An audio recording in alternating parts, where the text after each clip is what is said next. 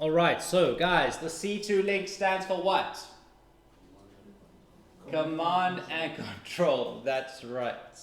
So what does it do? The command and control link, guys, is the invisible cable, the invisible connection from our remote control or our US to the aircraft or the UA.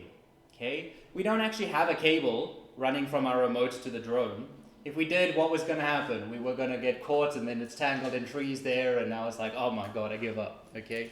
Instead, they made an invisible connection so that we can fly freely while still maintaining connection. The waves literally will travel from the antenna. It sees the drone over there. It goes, oh, okay, I'm going this way. Then the drone goes over there. It's like, oh, no, I know I'm going this way. Okay, that's how your radio waves work. Okay.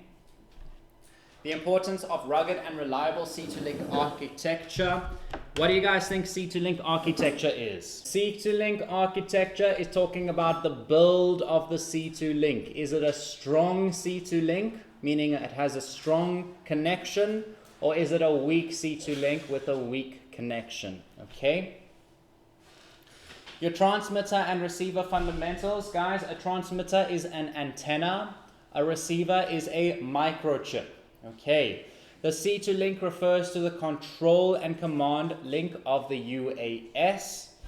The C2 link forms part of the overall. It is no longer an RPAS. It is now a UAS. The unmanned.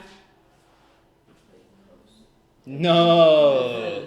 Highball. C2 links are required to be operationally reliable. At the extremities of the lateral distances, they have been okay, no, I'm not reading all of this, okay?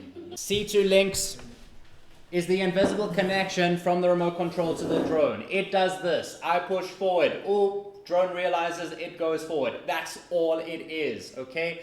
The only terms we need to take away from this are, remember yesterday we finished off with the C2 link, the downlink, the uplink, and the telemetry. Okay, I said make a note of those three words. Okay guys, the C2 link downlink is any information that comes from the drone to us on the ground. The uplink is any information that we send up to the drone. And telemetry is something that you guys only need to worry about if you join me for the BB-Loss course. Right now, when we're talking about a remote control and a drone, it's just a downlink and it's just an uplink. Guys, if my drone is on the ground, is this now the downlink and this now the uplink? No. Why not? What do you think down and up is referring to? The words down and up stem from the words download and upload. It's not saying we're down on the ground, so it's a downlink. It's saying the information that we get is downloaded to us via the drone. And any information we give the drone, we upload onto the drone. So that's why it's called the downlink and the uplink. If the drone's on the ground, it's still the downlink and the uplink. Okay, cool.